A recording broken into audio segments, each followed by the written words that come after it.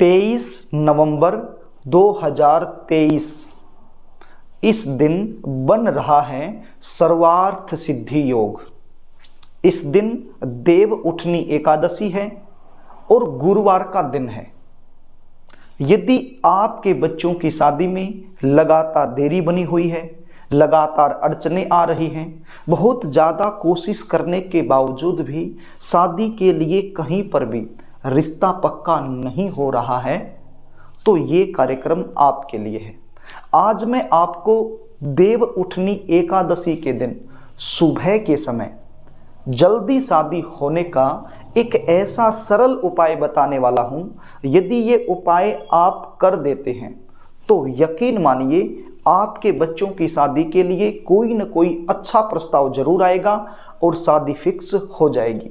ये उपाय यदि बच्चे खुद करना चाहें अपने लिए तो खुद भी कर सकते हैं, और यदि खुद ना कर पाएं तो ऐसी सिचुएशन में माता पिता अपने बच्चों के शीघ्र विवाह के लिए ये उपाय जरूर करें। बच्चों की उम्र शादी के लायक हो जाए और समय पर उनकी शादी ना हो पाए तो ऐसी सिचुएशन में बच्चे तो परेशान होते ही हैं, लेकिन बच्चों से कहीं ज़्यादा परेशान माता पिता हो जाते हैं, क्योंकि हर माता पिता यही चाहता है कि बच्चों की शादी समय पर हो जाए, उनका घर बस जाए, उनको एक ऐसे जीवन साथी की प्राप्ति हो जाए जो जीवन भर उनका साथ निभा सके।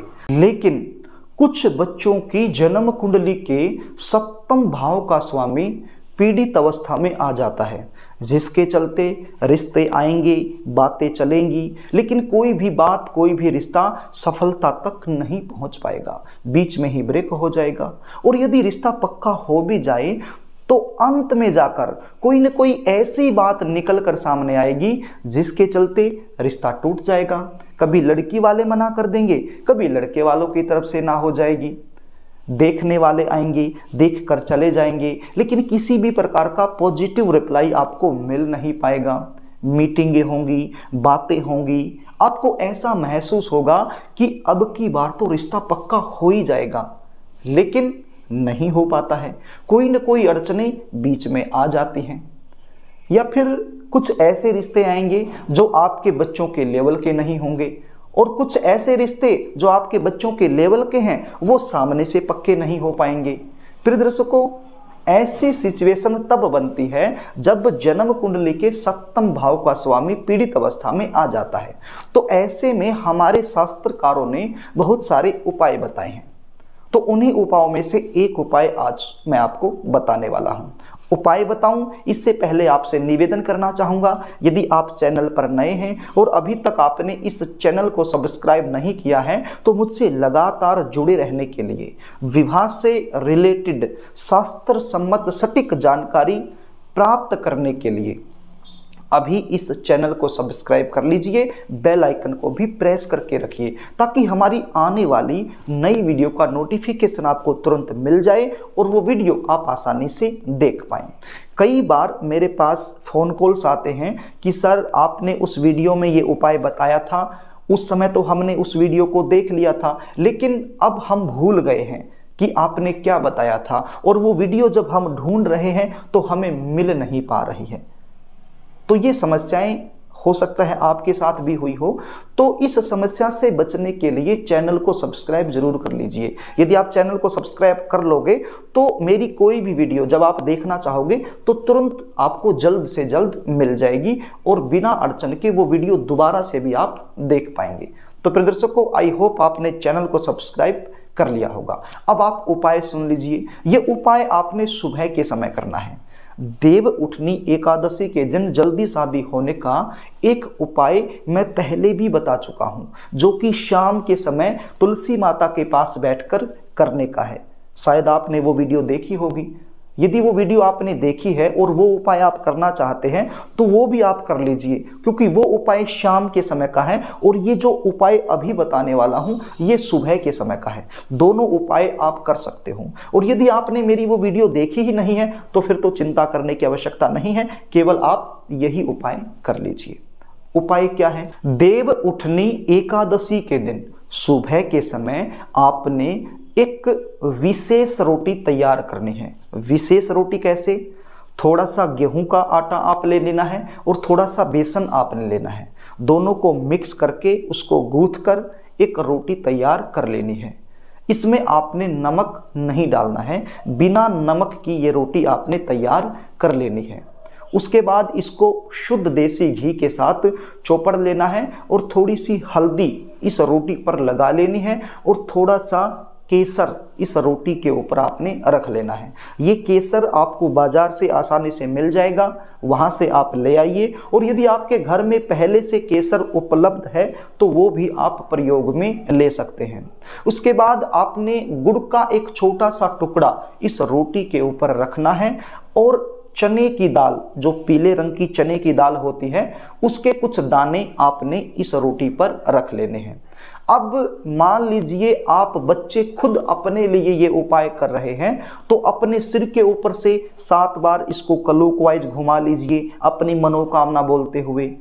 और मान लीजिए आप माता पिता हैं, अपने बच्चों की जल्दी शादी के लिए ये उपाय कर रहे हैं, तो फिर जिस बच्चे की शादी के लिए आप ये उपाय कर रहे हैं उसके सिर के ऊपर से 7 बार क्लॉकवाइज आप घुमा लीजिए अपनी मनोकामना बोलते हुए।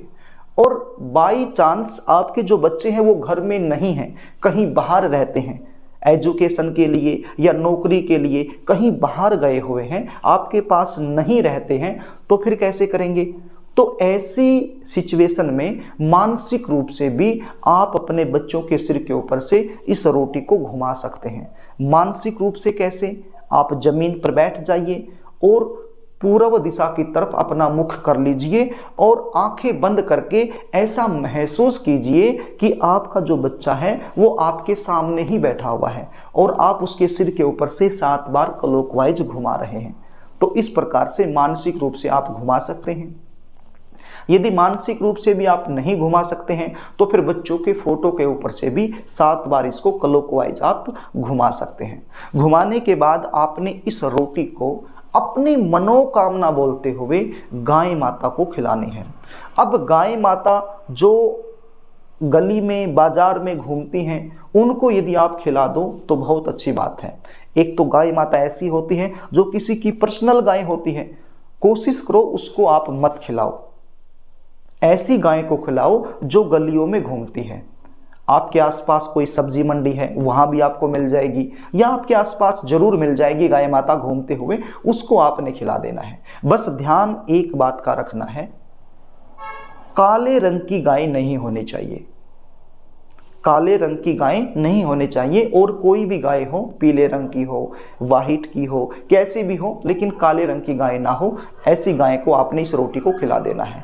अब किसी की पर्सनल गाय जो होती है उसको खिलाने के लिए मैंने आपको क्यों मना किया है? जब आप उसको आप रोटी खिलाओगे तो जिसकी वो गाय है उसके मन में पता नहीं क्या विचार आएगा कि पता नहीं ये क्या टोना टोटका कर रही है या कर रहा है, इससे तो हमारी गाय शायद बीमार हो जाए। तो ऐसा उसके मन में आ सकता है। और बाय द वे वो गाय बीमार हो जाए तो उसका जो दिमाग है वो आपकी तरफ ही जाएगा कि उसने हमारी गाय को देवउठनी एकादशी के दिन कुछ खिलाया था, इस वजह से ये बीमार पड़ गई है, जबकि उसका कारण कुछ और हो सकता है।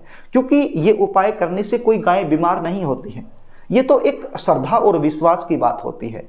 गाय माता में 33 कोटि देवी देवता निवास करते हैं, तो उनको प्रसन्न करने के लिए हम गाय माता को खिलाते हैं। तो ये गाय माता को रोटी जब हम खिलाते हैं तो किसी भी प्रकार का साइड इफेक्ट गाय माता को नहीं होता है।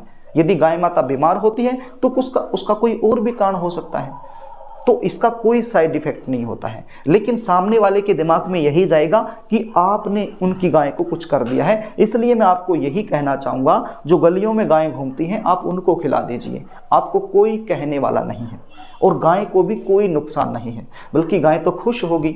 देवउठनी एकादशी के दिन जब आप गाय माता को ये खिलाओगे तो भगवान श्री कृष्ण, विष्णु भगवान, लक्ष्मी नारायण भगवान वो प्रसन्न होंगे, खुश होंगे, और गाय माता के अंदर जो 33 कोटि देवी देवता हैं वो सब खुश होंगे, आपको आशीर्वाद प्रदान करेंगे और आपकी जो मनोकामना है वो पूर्ण हो जाएगी। फिर दर्शकों, एक बहुत अच्छा योग अब की बार देवउठनी एकादशी पर बन रहा है, क्योंकि गुरुवार के दिन देवउठनी एकादशी आती है तो अपने आप में शुभ होती है और ऊपर से सर्वार्थ सिद्धि योग का भी निर्माण हो रहा है। तो एक अच्छा योग इस दिन बन रहा है, तो इस योग का भरपूर फायदा आपको उठाना चाहिए। तो ये उपाय सुबह के समय आप अपने बच्चों की जल्दी शादी के लिए जरूर करें। यदि आप अपने बच्चों की जन्म कुंडली का विश्लेषण मुझसे करवाना चाहते हैं, शादी में लगातार देरी बनी हुई है, उसका मुख्य कारण क्या बनता है, ये आप मुझसे जानना चाहते हैं, शादी कब होगी, कहाँ होगी, कैसे परिवार में होगी, ये सब आप मुझसे जानना चाहते हैं, तो स्क्रीन पर दिए गए व्हाट्सएप नंबर पर आप अपने बच्चों की जन्म डिटेल लिखकर मेरे पास भेज सकते हैं और अपने बच्चों की जन्म कुंडली का साइंटिफिक तरीके से सटीक विश्लेषण मुझसे करवा सकते हैं। जन्म कुंडली विश्लेषण की हमारी फीस होती है, वो फीस आपको पे करनी होती है, उसके बाद आपको पूरी जानकारी दे दी जाती है। यदि आपको कार्यक्रम अच्छा लगे तो इस वीडियो को लाइक कर देना, इसको शेयर भी कर देना, ताकि किसी ज़रूरतमंद के पास ये वीडियो पहुंच जाए और उसका भी काम बन जाए, तो आपको पुण्य की प्राप्ति होगी। और यदि आप मुझसे लगातार जुड़े रहना चाहते हैं और अभी तक आपने चैनल को सब्सक्राइब नहीं कर रखा है, तो चैनल को सब्सक्राइब जरूर कर लेना। आज के लिए बस इतना ही, आगे फिर मिलेंगे, तब तक के लिए नमस्कार।